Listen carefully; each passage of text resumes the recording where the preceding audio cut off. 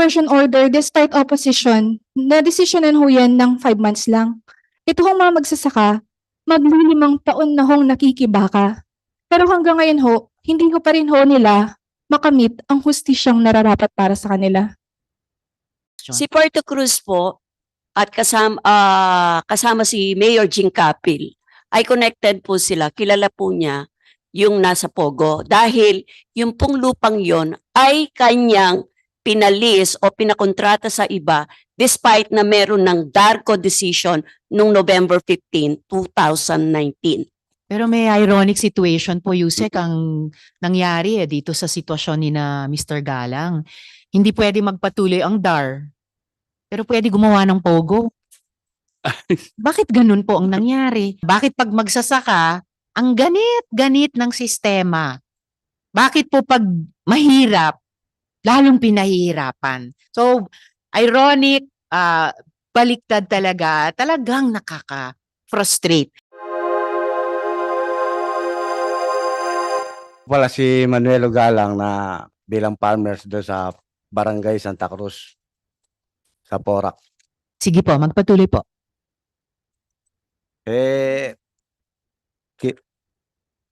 Kinuha po namin yan noong 2003. Tapos meron pong tumulong sa amin nga yung si Attorney Carlos. Tinulungan po kami. Siya pong nag-ayos sa mga siya pong lumakad. Lahat po ng kuwan sa DAR. Kasalukuyan po nagtatanong kami doon. Mr. Galang, paki-diretso lang po yung mic sa bibig ninyo. Apo. Okay po, salamat. Balik 24 katao po kami doon sa Barangay Santa Cruz. Kasalukuyan po namin na nagtatanim doon. Tapos, yun na kuha niya pong Puerto Cruz yung lupa. Tapos nakuha niya. Tapos tinulungan po kami ni Attorney Carlos. Kasalukuyan po namin nagtatanim. Tapos na-disgrasya po si Attorney nung anong year ba yun? 19 ata. Na-ambush po. So, nung Tapos, January 20, 2020 po. Opo. Sige po. Si Mr. Galang. Sige ma'am, si Mr. Galang na lang muna po magsalita. pero nagtatanim na po kami doon sa loob. Siyempre, yung mga hortalano, gusto nila katahimikan po. Nung nadisgrasya nga po si Attorney, natakot po yung iba dahil lalo na dumami yung mga security doon sa loob. Pero yung wala pa po yung pogo noon. 2019, nung tinatayo yun, binabawal namin. Hindi namin alam kung anong tinatayo. Siyempre, may mga tanim po yung lupa. Pero marami na po kami naani doon. Ngayon, siyempre natakot po yung mga kasama namin dahil nadisgrasya nga si Attorney. Lalo na lumakas po ng loob yung mga security. Natakot din po kami kaya hindi na kami nakapasok. Pero marami po kaming tanim na naiwan doon na sinira. At Mr. Galang, itong ipinapakita natin ngayon na timeline ng PORAC 106 case, kanino pong timeline ito? Galing po ba sa organisasyon ninyo? Madam Chair, the timeline. Could you please identify yourself, ma'am? Good afternoon, Madam Chair and members of this honorable committee. My name is Ron Fatima Gantan. I'm the researcher of the United Filipino Against Crime and Corruption. At kami po ang Nakapag-support kayo kanina? Yes, You were able to. Sorry, your name again, ma'am? My name is Roan Fatima Gantan. Rowan Roan Fatima Gantan. I'm a researcher of the United Filipino Against Crime and Corruption. Alright. Sa inyo po itong timeline. Yes, kami po ang tumutulong sa mga farmers. I see. Nanonote ko lang po, Ms. Roan at Mr. Galang, dun sa mga petsa o taon na binabanggit ni Mr. Galang, 2003 halimbawa, na nagsimula na yung coverage, no, yung proseso ng agrarian reform sa lupa nyo. Dito sa timeline, apparently meron na rin pong application for conversion na na-file. Alam, ba't nawala? Umurong. And then may nabanggit din po kanina si Mr. Galang na yung mga taong 2019 at Yes. saka 2020 na ayon dun sa naunang pahina ng timeline, meron na rin palang nangyayaring una na issue na yung order ng DARCO 2019, pero meron na ring motion for reconsideration with issuance of cease and desist order na na-file. at hanggang umabot na yung later years. Meron po bang pwedeng mag-present nung timeline na ito ng case on behalf of the farmers? So si Ms. Rowan po magpe-present. Yes po. Sige po, please. I-atras po natin sa unang page ng timeline para ma-present ni Ms. Rowan. Please proceed, ma'am. Good afternoon, members of this honorable committee, Senator Risa Hontiveros and Senator Gatchalian. Allow me to present to you the timelines relative to this landholding. As a brief context, this subject landholding was originally agricultural. It was converted. It was applied for conversion as early as 2003 by Celine Roque and Perth Development Realty Corporation as represented by Mr. Roberto Cruz. On Feb 17, 2003, as we can present in this slide, the application was filed. This application was met with opposition by the farmers. However, despite the oppositions, conversion order was issued on July 25, 2003. Despite this conversion order, they filed an appeal but they lost until the Office of the President appeal. So, in respect of the DAR decision, umalis ho sila doon at hinayaan ho nila because there's a conversion order. However, there are conditions set forth by the conversion. The conversion must commence within 1 year from receipt of the order, and it must be completed, the development must be completed within the 5-year period. However, the developers failed to meet this condition. Therefore, the petitioners, the herein product farmers, were prompted to file a petition for revocation. Hence, on August 17, 2018, the petition for revocation was filed by herein product farmers. Ms. Rowan, sorry. Paki-atras natin sa first page para masundan ng lahat yung pinipresent na timeline. Sige ma'am, please proceed. Acting on this petition, an on-site inspection and investigation was conducted by the fact-finding team composed of the DAR officials from Central, Regional, and DAR Pampanga. And based on the findings, on November 25, 2019, DARCO Order Number LUCC 1119-0179, Series of 2019 was issued. In this order, please allow me to quote that it was mandated in this order that the undeveloped portion of this landholding will be the subject of crop coverage and to be distributed to qualified farmer beneficiaries. So therefore, the PARPO 2 was mandated to segregate the undeveloped portion from the developed portion. This order was met with the other party filed motion for reconsideration with issuance of CDO. However, the same was denied in the DARCO Order LUCC 0122-0624 Series of 2022. It held the former 2019 decision. On February 17, 2022, the notice of appeal was filed by Celine Roque et al. And it was filed at the Office of the President. On the second slide, you will see that as early as August 30, 2022, the OPAC requested the immediate implementation of the DARCO orders. However, the following day, August 31, 2022, Purple Sagampud replied, and he said that they cannot implement it because there's a pending OP appeal.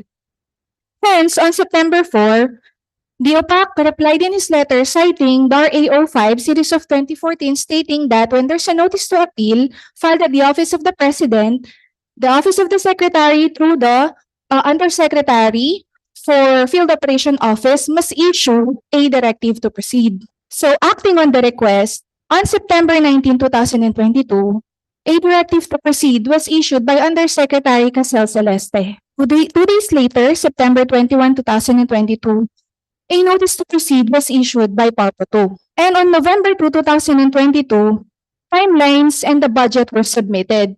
As they requested for the approval of the budget, they indicated in their report that the subject for coverage is 46 hectares and the target date of distribution of titles and installation of farmers is August of 2023. On November 25, 2022, UPAC requested the transfer of the implementation due to alleged connivance of DAR Pampanga with Puerto Cruz. One of the farmers reported to us that Mr. Puerto Cruz, Papo Sagampud, and Mr. Jun Magtoto was seen having a meeting with Roberto Cruz, and it was alleged and told that walang pera sa mga magsasaka. Pero kay Puerto Cruz meron.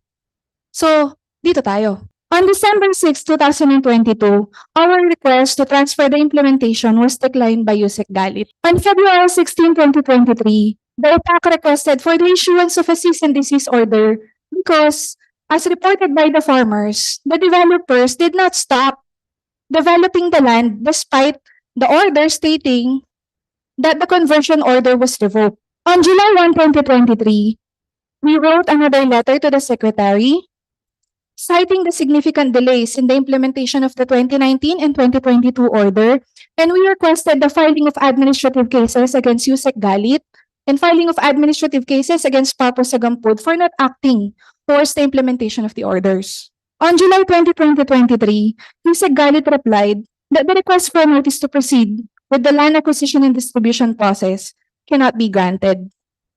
On August 26, 2023, OPAC replied citing Memorandum Order 226, Series of 2023. Nagpapasahan po sila ng bola, Your Honor. Ang sinasabi mo ng DAR Pampanga, they cannot proceed because there's no publication yet. There's no certification of publication. Ang sinasabi naman ho ng Central, hindi sila makakapag-issue ng notice to proceed. Ang masaklap lang ho dito, Madam Chair, kapag ho, this is based on our just observations, when it is the developers who apply requests to DAR, in just months, the same is being approved. However, in this case, nanalo na ho yung farmer since 2019. Yun pong conversion order, despite opposition, na-decisionan ho yan ng 5 months lang. Ito hong mga magsasaka, maglilimang taon na hong nakikibaka. Pero hanggang ngayon ho, hindi ho pa rin ho nila makamit ang hustisyang nararapat para sa kanila. Maraming salamat, Ms. Rowan. Attorney po ba? Am I addressing you correctly? Hindi po. Alright. But maraming salamat. Napapansin ko rin po yan sa maraming agrarian reform cases, yung discrepancy po sa time. Bago ko tanungin si Mr. Galang kung meron po kayong idadagdag, bago po ako magtanong sa DAR, sa pagkakaalam po ninyo, Ms. Rowan Fatima, ano po ba kung mayroon, ano ang koneksyon ni Puerto Cruz sa Pogo? Meron ba? Kina Ms. Cassandra Ong o sa iba pa? Pangalanan ng sarili, ma'am. Si Puerto Cruz, Ma'am, magpakilala muna pala please sa si komite. Pyra Lucas, founder and chairperson ng United Filipino Against Crime and Corruption. Nakapagsumpa po kayo Yes, kanina. po, kayo Alright, po. please proceed to answer Yes. the question. Si Puerto Cruz po at kasama si Mayor Jing Capil ay connected po sila. Kilala po niya yung nasa Pogo dahil yung pong lupang yon ay kanyang pinalis o pinakontrata sa iba despite na meron ng DARCO decision noong November 15, 2019. Salamat, Ms. Pyra. Mamaya magtatanong din po kami kay Mayor Capil para mabigay din nila yung kanilang panig kaugnay nitong kina Puerto Cruz, si Cassandra Ong at Pogo. Pero sundin muna natin yung issue particular sa DAR. Bago po ako dumako sa DAR, Mr. Galang, meron po ba kayong idaragdag mula sa PORAC 106? So, Yusek, do you confirm that on 15th November 2019, DAR Central Office issued DARCO Order Number LUCC 1119-0179 Series of 2019? Ito pong ipa-flash ko ngayon. Una sa lahat, Madam Chair, Honorable Senator Risa, magandang umaga po sa inyo at sa lahat po ng membro ng Senado. At una sa lahat, Madam Risa, nagpapasalamat ako sa wakas nakita ko rin on a face-to-face basis si Ms. Pyra Lucas. Kilala ko lang siya sa pangalan. Oo. Bago ko po sagutin niya na Madam Risa, gusto ko lang po i-correct yung isang binanggit niya na Administrative Order number 5 according to her series of 2014.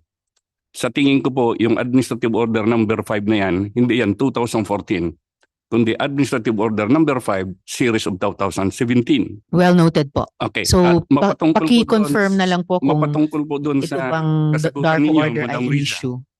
Yung pong sinasabi lang na 2019 order, parang base sa record yun, yan po yata yung order of revocation. Ipakikita ko po muli para ma-validate natin kung yan ba ay order of revocation. Paki-flash po natin yung DARCO order dated 15th November 2019. To be precise, Madam Risa, this referred 2019 DARCO order is a partial revocation order of the conversion order dated 2003. And I confirm the existence of these documents, Madam Senator. So yung sinasabi niyong conversion order, yun yung July 25 of 2003. Yan po yun, ma'am. Nasa timeline din po yan ng PORAC 106. So, pwede ba natin ipakita yung pinapa-confirm ko kay Yusek? Yung DARCO order series of 2019? Para ma-ascertain natin ano ba talaga yung subject ng order na ito. Madam Risa, ito po dito yung hawak ko po yung sinasad ninyong 2019 partial revocation order. Hawak-hawak ko po.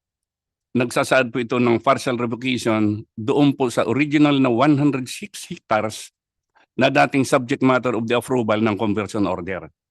Sinasaad po doon na portion of that property was partially revoked on account of non-development of the subject portion. 106 po o 46 hectares? 106 hectares po, Madam Chair, yung the entire landholding. Those are the subject of the original conversion in the year 2003.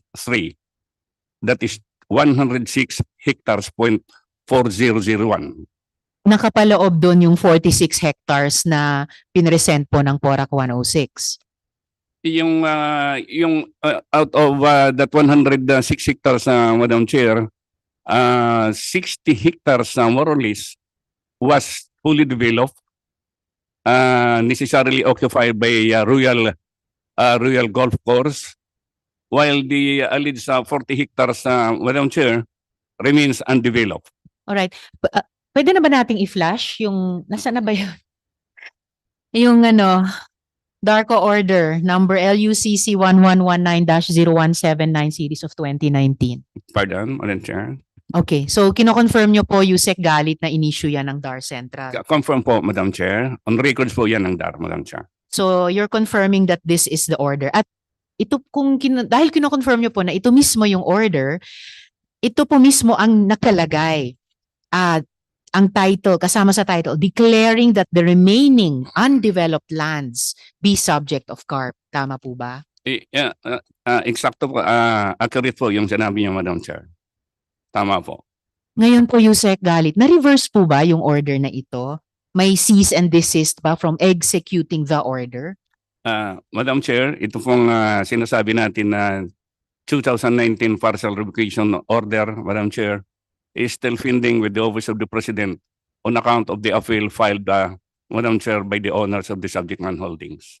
Pero sa pagkaalam ko po, Yusek Galit, kung ang sasabihin natin na ang sitwasyon natin ngayon ay ganito dahil may pending appeal sa OP, dapat patuloy pa din yung LAD process hanggang sa issuance ng RP title. Madam Chair, napakaganda po ng inyong sinabi para mabigyan ko po ng oportunidad na i-clear po dito sa kagalang-galang na Senado yung mga overlapping ng mga issuances ng mga administrative orders. Kasama na po, Madam Chair, yung statute na kung tagurian natin ay Republic Act 6657. Opo, sa Republic Act 6657, nakasaad po sa Section 16 na magpapatuloy po ang LAD process up to the issuance of RP title. In case na nagkaroon po ng appeal sa Office of the President, ihinto po hanggang doon sa issuance ng RP title, ang installation at saka yung CLOA distributions ay pansamantalang ihinto hanggang walang decision ang Office of the President. Pero at least po, Yusek, kinonfirm nyo na kahit may appeal sa OP, magpapatuloy yung proseso hanggang sa issuance ng RP title. And in the meantime, kahit habang nakapending pa sa OP noon, hindi po ba totoo, tulad ng nakita yata natin sa timeline, there was a subsequent order dated 2022 which affirmed the 2019 order and denied the request for cease and desist, di po ba? Tama po yun, Madam Chair, kasi nung panahon na yun, wala pa pong appeal. Niresolve po muna yung motion for consideration na i-final ng landowners. Ito po sina si Len Roque, represented by Roberto Cruz. The developer is Perth Development Corporation, Madam Chair. So but given yung subsequent order nung 2022, affirming the 2019 order and denying the request for cease and desist, dapat nagpatuloy po yung land acquisition and distribution, yung installation po ng agrarian reform beneficiaries. Okay, Madam Chair, kung mabibigyan niyo ako ng panahon kahit na 1 minute lang, liliwanagin ko Sige po po. yung mga administrative order issuances. Yung pong tinutukoy niya na administrative order number 5, series of 2017, iyan po ay inisyu ng dating former secretary si Kapaing Mariano. Ang substance po ng order na yon, tuloy-tuloy po ang LUD process up to the installation. Subsequently, however, Madam Chair, there was another administrative order, number 6, series of the same year, 2017, that suspended the subject provision of EO number 5. And eventually, Madam Chair, EO2, series of 2020, was issued, Madam Chair, which clearly dictated in no uncertain words that the subject LUD process habang pending po doon sa Office of the President cannot proceed. At ito po, Madam Chair, ay sinusuportahan din yun ng administrative order naman na inisyu naman ng Office of the President kung tawagin Administrative Order number 22 series of 2011 na kung nakapinding ang appeal sa Office of the President, hindi po pwede magpatuloy ang execution. May RP title na po ba o wala, Yusek? Wala pa pong RP title ito, Madam Chair, kasi the truth of the matter, this is not a case of an original notice of coverage. This is a case of an original conversion order which later, on account of alleged non-development of some portion of the subject land holdings, was partially revoked. Pero po yung conversion order at conversion process, diametrically opposed dun sa proseso na magbubunga ng RP title at eventually installation ng farmer beneficiaries. Nabanggit nyo po kanina, Yusek, Galit, yung AO2 series of 2020. Reference ko rin po iyon sa ganitong pagtatanong, pati yung Memorandum Circular 226. At kung may RP title na, eventually kung may RP title na, syempre, kanselado na ang title pabor sa original owner. At hindi na sila pwedeng pumasok sa kahit anong agreement over the land. And certainly, hindi sana pwedeng makapagpatayo ng higit sa 40 na mga villas na pangpogo, hindi po ba? Kung MC226, Madam Chair, pagpaminan po ako doon sa MC226 na yan, that was issued, Madam Chair, by UC Quezon Celeste, Madam Chair. When it comes, Madam Chair, to matters of national policy, it is the Secretary who has the exclusive authority, Madam Chair, to issue memorandum circular. Another thing, Madam Chair, ito pong MC226, Madam Chair, tulad ng sinabi ko, this was supposedly superseded, Madam Chair, render ineffectual on account of the administrative order number 6, series of 2017, administrative order number 2, series of 2020. Now, dito po sa, Madam Chair, sa administrative order 02-2020, napakaliwanag po dito na ang pagka ang isang usapin na katulad po ng revocation order ay inappeal sa Office of the President, hindi po pwede magpatuloy ang DAR sa kanilang mga proseso. Ang order po sa amin ng aming kagalang-galang na kalihim ay to uphold the law, but in case of any doubt, Madam Chair, which I fully agree, always renders in favor of the farmers. That is our position, Madam Chair. Dahil gano'n naman yung position ng DAR na ina-affirm nyo, Yusek. O sige, kahit AO2 series of 2020 na lang yung pagbasihan natin. Kailangan may RP title. Kailangan makumpleto yung proseso ngayon. Ito nga po, Madam Chair, kasi kakaibang usapin po ito. Tulad ng sinabi ko kanina, kakaiba po ito kung ang original na pinag-usapan ay notice of coverage. Ito po dito, Madam Chair, is revocation order. Wala pa po talaga dito actual land process na nangyayari. Gawa ng probably on account of the giving respect, Your Honor, to the pendency of the appeal before the Office of the President. Pero may ironic situation po, Yusek, ang nangyari dito sa sitwasyon ni na Mr. Galang. Hindi pwede magpatuloy ang DAR pero pwede gumawa ng pogo. Bakit ganun po ang nangyari? Madam Chair, maganda rin po yung katanungan ninyo kasi nga ito nga pong Pugo, base po sa records sa mga dokumento na nandito po sa DAR, Madam Chair, hindi nga rin po namin makumpirma kung iyan ay talaga ay nasa loob ng 106 converted area. Unang-una po, Madam Chair, doon po sa panahon na yung conversion order kasi ng series of 2003, iyon po ay final and executory. As a matter of fact, partially executed na po. Since partially executed na po doon, Madam Chair, momentarily po yung jurisdiction po doon ng DAR is temporarily divested. Naku, Yusek naman. Akala ko ang bawat department seloso sa sariling jurisdiction at mandate niya. Ang tawag nito, yun na nga, there's that ironic situation na nangyari. And imposible naman siguro na yung pinaglalabang mga hectares ni na Ginoong Galang ay siguradong sa loob ng kabuang area. Otherwise, hindi nag-effort at naglaan ng panahon ng DAR sa maraming proseso at maraming issuances, pabor man o kontra sa interes ng mga magsasaka. Ibig sabihin, meron talagang issue na pinagdedebatihan at kumbaga, ipinaglalaban. O lalo na po, Yusek, kung revoked ang conversion order, ang classification ng lupa ay agricultural. So bakit pa po tatayuan ng POGO? Magiging illegal conversion po yun. And darang nakakaalam yan. Supervision ng ating Madam Chairman. Pero ganito po ang pangyayari niya na Madam Chair. The moment a conversion order is issued by the DAR, Madam Chair, and the subject property is developed whether into residential, commercial, or in this particular case, this is partly eco zone, tourism zone. The moment na it was ordered, that order attains finality, the jurisdiction over that particular land holdings, Madam Chair, is momentarily relegated, Your Honors, to the regulating officers, regulating agencies such as the LGU and the DSOD. The issue about the agrarian law implementation cases disaffirmed in that particular instance, Madam Chair. Naging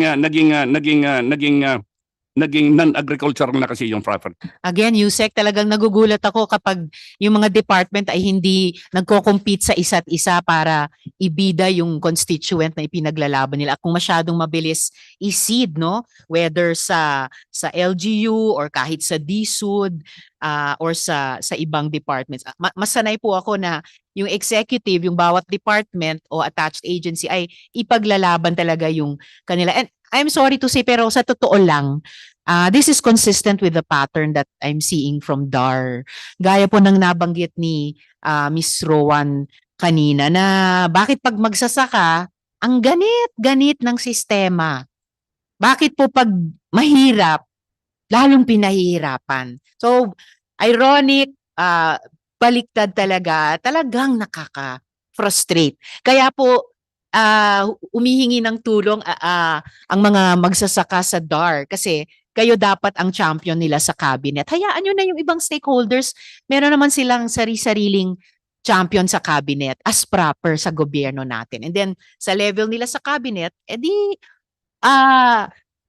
kung sino yung pinaka may karapatan sa batas ay yun ang dapat mananaig. But okay, so if we will put the past behind us, sabihin natin, ano po yung maitataya nyo, Yusek Galit? Ano ang maitataya ng DAR sa mga magsasaka sa public hearing na ito on record tungkol sa anong gagawin ng DAR para i-distribute yung landholding kina Ginoong Galang? Madam Senator, dalawang bagay po ang sasabihin ko sa inyo po. Unang-una po, gusto ko pong ibalikan konti yung bagay na yung tungkol sa conversion order. Kung mapapansin po natin, Madam Chair, sa Section 16 ng Republic Act 6657, ang binibigyan din po doon, Madam Chair, ng pagkakataon, ng karapatan na mag-apply for conversion ay maski po yung mga magsasaka na binigyan na ng CLOA, provided na naka 5 years na sila, they have the right to apply for conversion. Then, likewise, the landowners have the right, Madam Chair, to apply for conversion. Napakaliwanag mo yan sa 6657 na sa tingin namin, Madam Chair, gawa po ng Kongreso, sumusunod po ang DAR. Ikalawa po, Madam Chair, doon sa sinabi ninyo na kung anong magagawa ng DAR, gusto ko pong ipabigay ito na isang unsolicited advice, Madam Chair, doon po sa grupo ni Pyra Lucas na nag-i-invoke doon sa execution dito sa conversion order na hindi pa nakakarating sa final and executory character, na mas maganda na isama na nila, Madam Chair, yung issue whether or not with that revocation order the DAR should proceed immediately with the coverage of the same. Because, Madam Chair, dalawa pong provision din ng batas ang nagsasalimbayan dyan. Yung Section 30 ng Republic Act 970 at saka yung Section 5 na nag-avail at saka Section 7 na modified po, Madam Chair, doon sa Section 22 naman ng 6657 na kung sakasakali po, Madam Chair, nagkaroon po ng appeal. Ulitin ko, bagamat medyo nauulit ko itong bahaging ito para lang to underscore a proposition. The moment po na nagkaroon ng appeal at nakapinding po sa Office of the President, hindi po kami nakakapunta kaagad, Madam Chair, doon sa dalawang stages pa remaining, which are the issuances of CLOAS and the installation of the farmers. These two are the remaining aspects in any coverage proceeding. But nonetheless, kapag nahinog na yung RP title, hindi na pwedeng i-convert yan. And hindi naman conversion order ang interest ng magsasaka eh. Mapasa kanila nga yung lupa nila at masaka nila, hindi i-convert sa ibang use. At yung landowner, hindi na siya landowner, dating landowner na siya. So once dapat, at ito I'm hoping mas dark kesa pa sa amin dito sa Senado, once ma-determine nyo na qualified agrarian reform beneficiaries, dapat pinaglalaban nyo hanggang sa huli. Sorry sir, hindi ako humiling kanina ng unsolicited advice nyo kina Ms. Pyra. Yung solicited na commitment po ninyo kina Ginoong Galang ng PORAC 106. Meron po ba kayong maitataya sa kanila na maipagtagumpay na yung kanilang pagmamayari ng lupang iyan sa harap ng Madam komite? Chair, unang-una po, kami po sa present administration namin, sa Pangulo ni Secretary Conrado Estrella, Madam Chair, ang puso po namin ay sa mga magsasaka.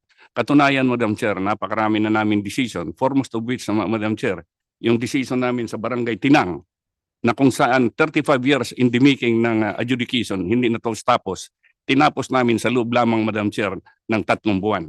Kung saan ngayon na-install na namin yung aming mga farmers, na 35 years hindi ma-installed. Nga lang, dito po, Madam Chair, dito po sa pagkakataon nito, dito po sa insidente nito, unang-una po, gusto ko pong ipabatid sa inyo na kung sakasakali po dumating sa panahon na naging final yung revocation order at pupunta na kami sa coverage, hindi rin po automatic, Madam Chair, ito pong mga pasensya na sa mga tao na ninipresent ni Ms. Pyra Lucas, hindi rin po automatic na sa kanila mabibigay ang lupa. Kasi magkakaroon po rin yan ng land process. Magkakaroon po yan ng land evaluation, identification kung karapat-dapat ka ba na magsasaka para sa award ng lupa. Opo, Yusek. And in fact, tumagal na ng 5 taon. More than enough time na magawa po yung processing yon. Anyway, actually po, may kalokohan pa dito eh. Sa totoo po, ang mga farmers may affidavit na nagulat sila na may deeds of sale na. So hindi lang po biglang may pogo na naitayo sa lupa nila, may deeds of sale pa. In any case po, nananawagan na lang po ako. I'm sad na walang maibigay na mahigpit na pagtataya ang DAR dito sa kaso ng PORAC 106. Nananawagan na lamang po ako sa good executive secretary na alam ko ay chair din ng PAOK na invested sa pagtingin sa mga illegal activities sa POGO. There is an appeal before the OP on a land holding that is the very site of the PORAC POGO. And the chair hopes that this matter can be put to rest at sa panig din ng ating mga magsasaka. Maraming mic nyo, Yusek. Sama po ninyo, Madam Chair, ang buong DAR family, Madam Chair, sa pagsugpo dito sa mga illegal na pugo. Salamat po. Makakaasa po kayo dyan, Madam Chair. Maraming salamat. Pero okay lang po, may iba pang kapwa agencies nyo na talagang tutok dyan. Sana ang matutukan ninyo ay yung pag-award na talaga ng pag-install na ng nina Ginoong Galang at PORAC 106 dito sa lupang ito na misteryosong nasingitan pa ng Pogo Opo, Hub. Madam Chair, makakaasap ko yun. Sa madaling panahon, i-apply namin ang tamang proseso, Madam Chair. Ganong Para- kadali yung madaling panahon po kaya? Madam Chair, the moment na nagkaroon ng finality dito sa Office of the President, Madam Chair, ang aming LAD process sa ngayon, Madam Chair, sa present administration ngayon, kung ganyan lang kalaki ng mga 40 hectares, ay kayang tapusin sa loob ng 90 days. Kaya Tulad nga ng po. sinabi ko, hindi ko dapat bigyan ng full stop ang mga grupo na nire-represent ni Binibining Pera Lucas dahil hindi pa ho yan ang pwedeng maging identified beneficiaries base sa gagawin na LAD process ng DARA. Sige po. Kung kaya naman po sa loob ng 3 buwan, paki-update na lang po ng DAR itong komite kung na-actionan na po favorably within 90 days. At akin din pong ifa-follow up kay Sec Estrella.